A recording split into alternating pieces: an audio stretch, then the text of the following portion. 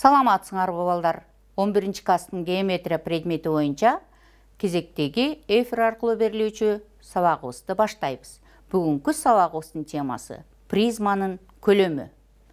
Бул сабакта биз призма жөнүндө түшүнүктөрүбүздү кайталап, тик призманын жана жантык призманын көлөмдөрүнүн формуласын чыгарабыз. Француз окумуштуусу, мамлекеттик жана аскердик ишмер, инженер Лазар Карна математикадагы биринчи аткарыла турган шарт бул тактык, ал эми экинчиси ачыктык болушу керек жана мүмкүн болушунча жөнөкөй болуш керек деп айткан экен. Эмесе биз бүгүнкү сабакты мүмкүн болушунча так, ачык жана жөнөкөй кылып өтөлү. Көңүл бургула. Призманы кайталап алалы. Параллель тегиздиктерде жаткан эки граны барабар көп бурчтуктар жана калган грандары параллелограмм болгон көп грандык призма деп аталат. Чиймеде берилген n бурчтуу призма, барабар көп бурчтуктар призманын негиздери деп аталат. Булар параллель тегиздиктерде жатат. Ал эми параллелограммдар призманын каптал грандары деп аталат. Призманын негиздеринде жатпаган кырлары анын каптал кырлары деп аталат. Бир гранында жатпаган эки чокусун туташтыруучу кесинди призманын диагоналы деп аталат. Призма негизиндеги n бурчтукка карата n бурчтуу призма деп аталат. Эгерде негизи 3 бурчтуу призма болсо, анда 3 бурчтуу призма. Эгерде негизи 4 бурчтуу призма болсо, анда 4 бурчтуу призма. Эгерде негизи 5 бурчтук болсо, анда 5 бурчтуу призма деп аталат.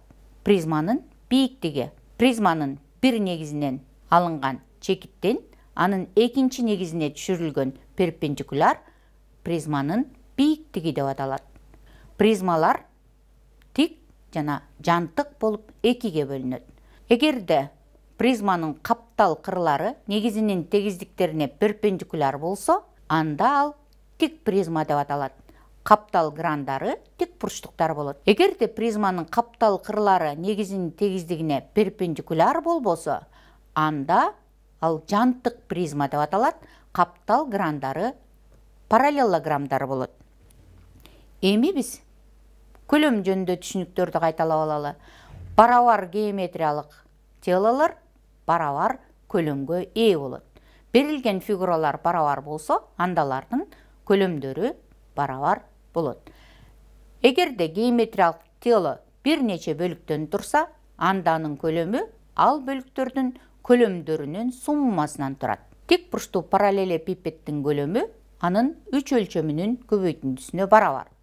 А узуну, Б туурасы, С бийиктиги. Тик параллелепипеддин көлөмү анын негизинин аянтын бийиктигине көбөйткөн көбөйтүндүгү барабар. Тик параллелепипеддин негизи параллелограмм болот. Демек, В барабар S негиз көбөйтүлгөн H-ка. Негизи тик бурчтуу 3 бурчтук болгон призманын көлөмү анын негизинин аянтын бийиктигине көбөйткөн көбөйтүндүгү барабар. В барабар S негиз көбөйтүлгөн H. Мында негизи тик бурчтуу 3 бурчтук экенин эске алышыбыз керек. Эми биз тик призманын көлөмү жөнүндө сөз кылалы. 3 бурчтуу тик призманын көлөмү негизинин аянтын бийиктигине көбөйткөн көбөйтүндүгү барабар. Далилдөө үчүн 3 бурчтуу призманы алалы. Мында негизи каалагандай 3 бурчтук. Негизи тик бурчтуу 3 бурчтук болгон призманын көлөмүн табууну өткөн сабакта далилдегенбиз. Анда биз каалагандай 3 бурчтукту 2 тик бурчтуу 3 бурчтукка бөлө турган кесинди боло тургандыгын билебиз. Мисалы, тар бурчтуу 3 бурчтук болсо, анда аны 2 тик бурчтуу 3 бурчтукка бөлө турган 3 кесинди бар экен. Эгерде тик бурчтуу 3 бурчтук болсо, анда 2 тик бурчтуу 3 бурчтукка бөлө турган 1 кесинди бар экен. Кең бурчтуу 3 бурчтук болсо, анда аны 2 тик бурчтуу 3 бурчтукка бөлө турган 1 кесинди бар экен. Демек, каалагандай 3 бурчтук болсо, биз аны тик бурчту 2-3 бурчтукка бөлүп алабыз. Анда берилген призмабыз B1, D1, D тегиздиги менен 2 призмага бөлүнөт. Бул призмалардын биринин көлөмү V1 барабар SABD көбөйтүлгөн H. Ал эми экинчисинин көлөмү V2 барабар SBDS көбөйтүлгөн H.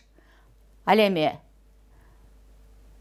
нерсе бөлүктөрдөн турса, анын көлөмү ал бөлүктөрдүн көлөмдөрүнүн суммасына барабар. Анда V барабар V1 кошулган V2 барабар SABD көбөйтүлгөн H плюс SBDS көбөйтүлгөн H.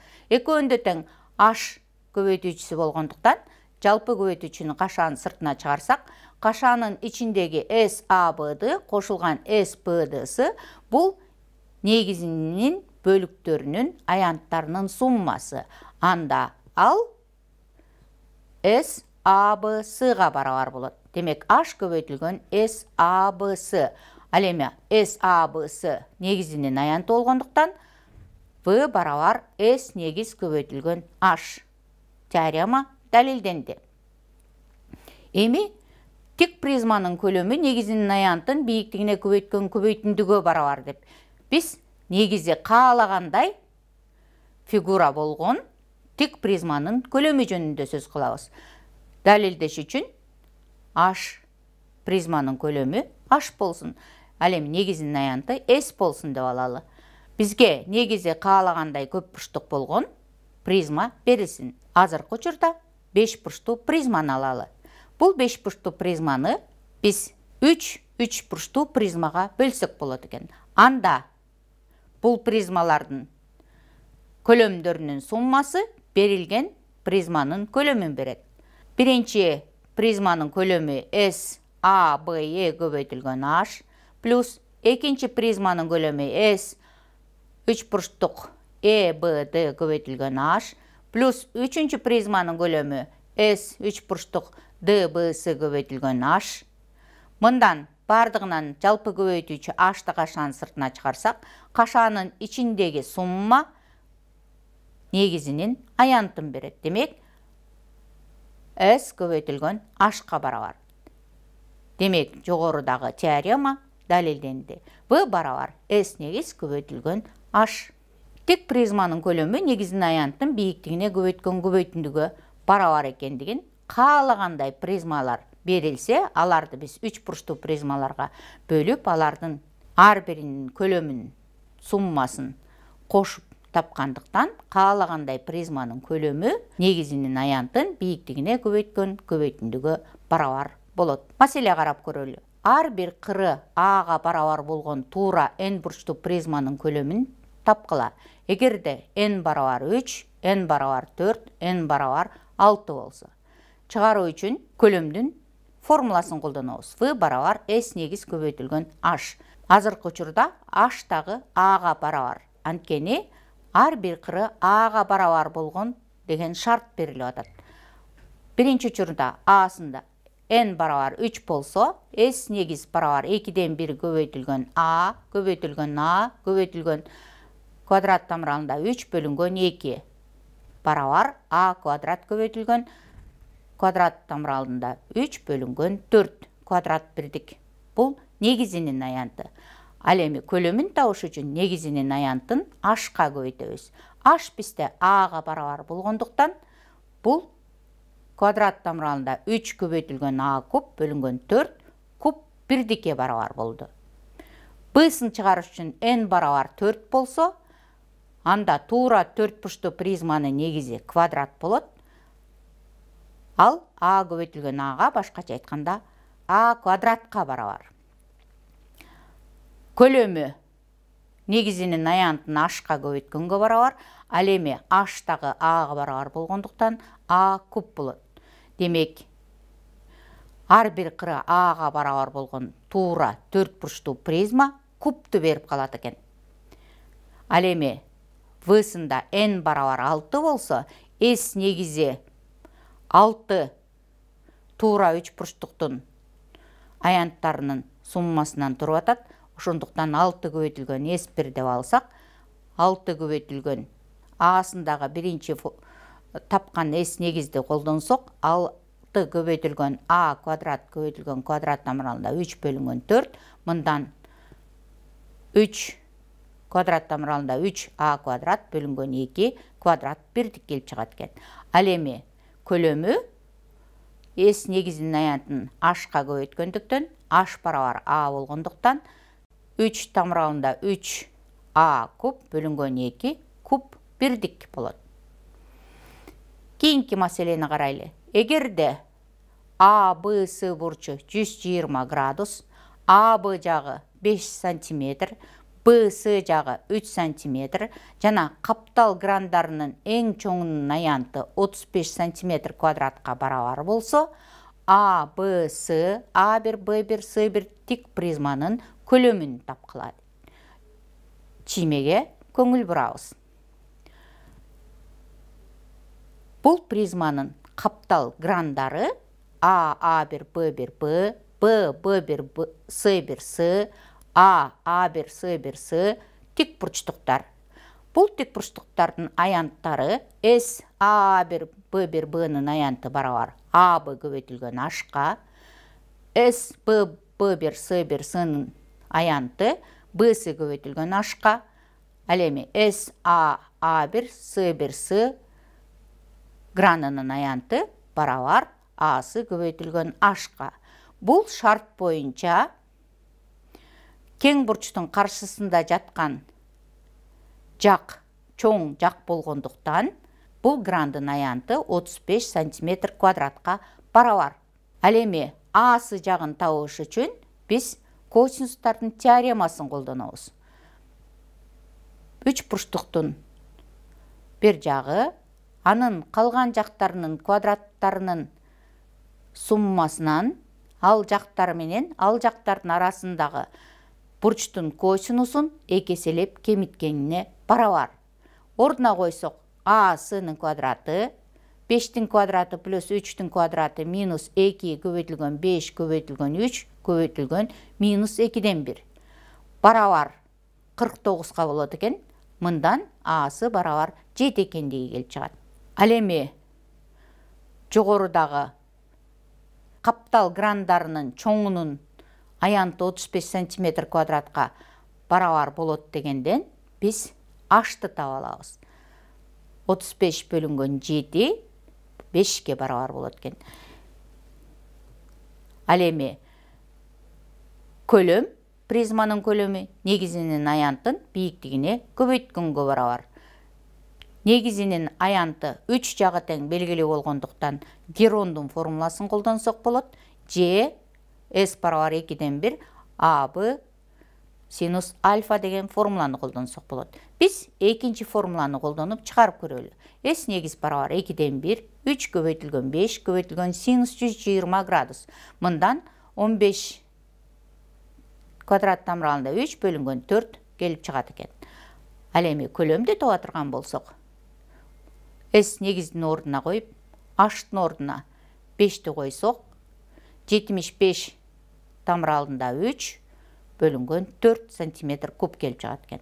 Жообу 75 квадрат тамыралында 3 бөлүнгөн 4 сантиметр куб болот экен. Кийинки маселени карайлы. Туура 6 бурчтуу призманын эң чоң диагоналы 8 сантиметрге барабар жана ал каптал кыры менен 30 градус бурчту түзөт. Призманын көлөмүн тапкыла. Чыгаруу үчүн чиймени карайлы. А, А1Д 3 бурчтугу, тик бурчтуу 3 бурчтук. А1Д эң чоң диагоналы 8 сантиметрге барабар. Ал А1 кыры менен 30 градус бурчту түзөт.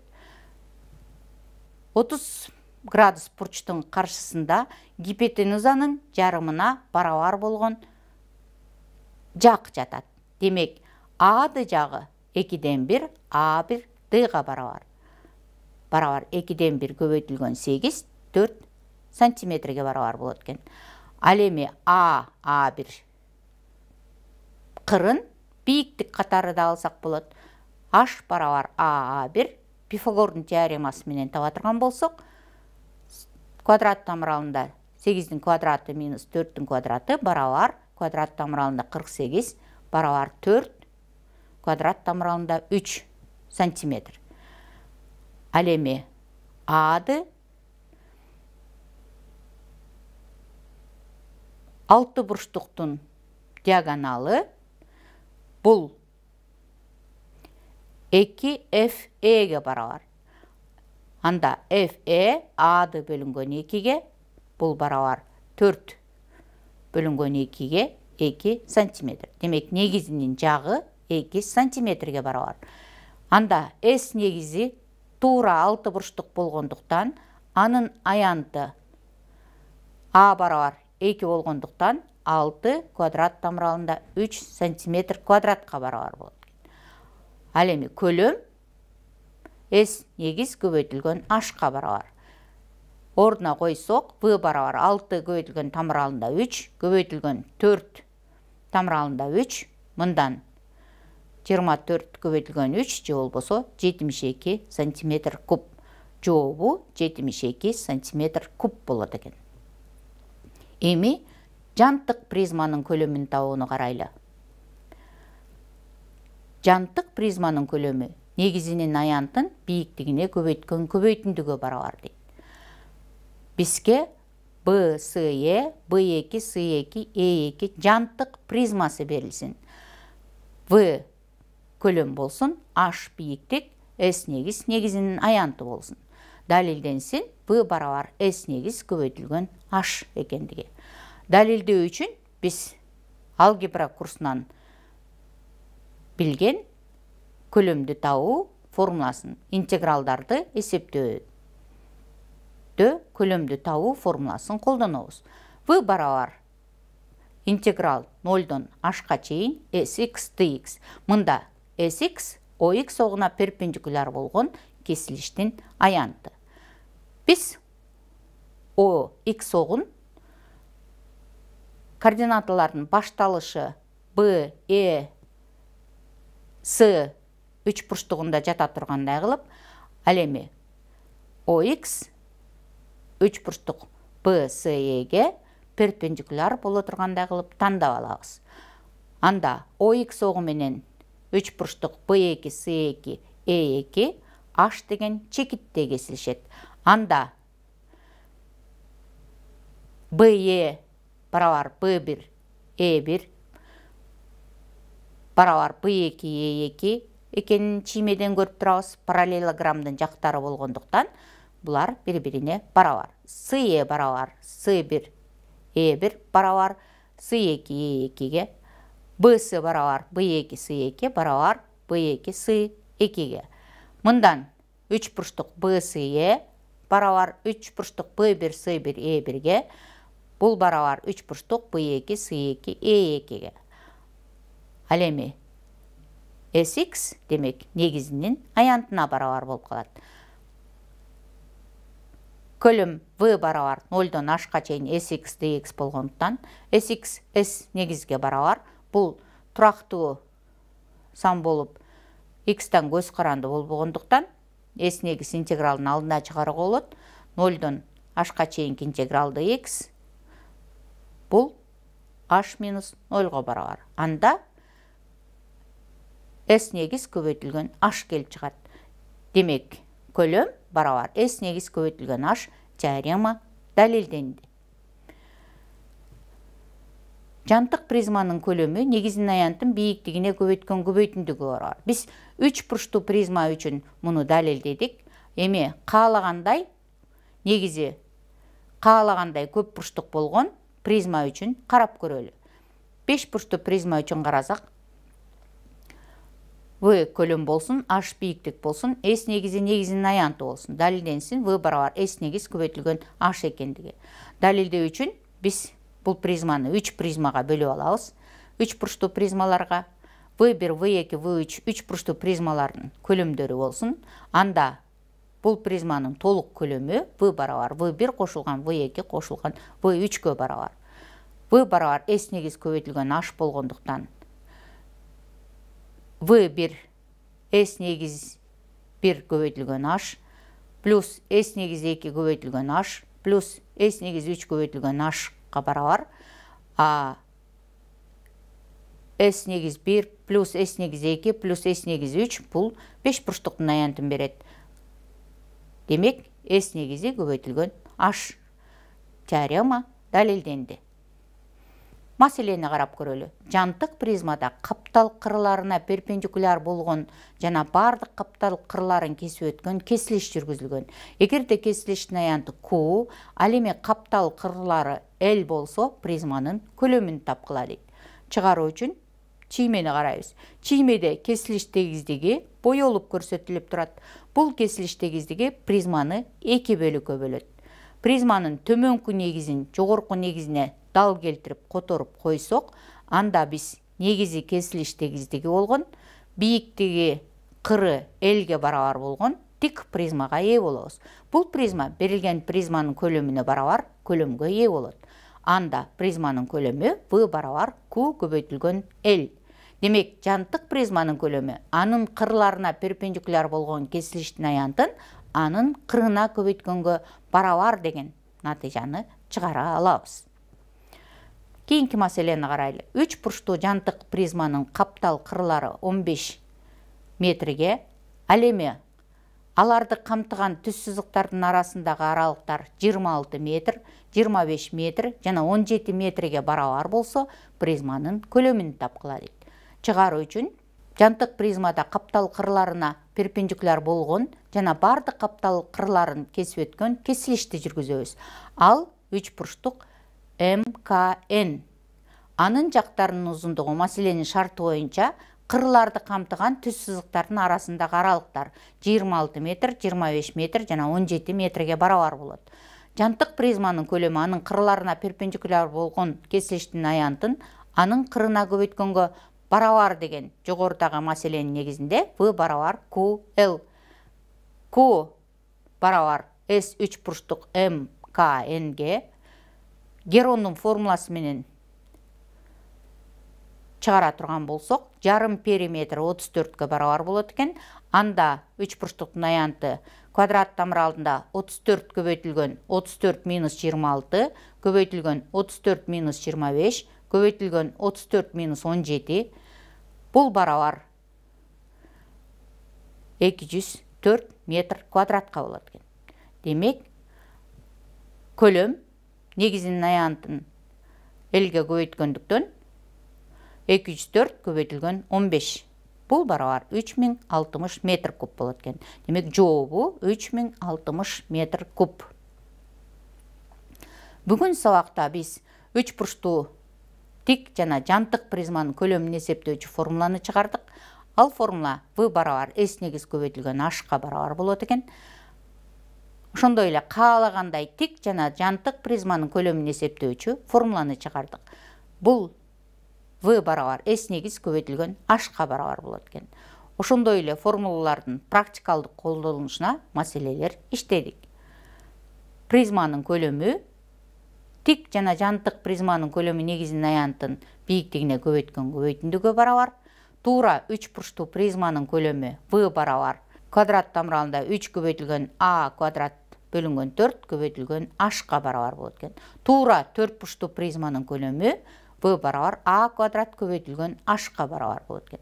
Туура 6 бурчтуу призманын көлөмү V барабар 3 квадрат тамыралында 3 A квадрат бөлүнгөн 2 көбөйтүлгөн H-ка барабар болорун көрдүк. Өзүңөрдүн китебиңердеги ушул темага тиешелүү болгон көнүгүүлөрдү өз алдыңарча иштөөнү сунуш кыламын. Көңүл бурганыңар үчүн чоң рахмат, саламатта калгыла.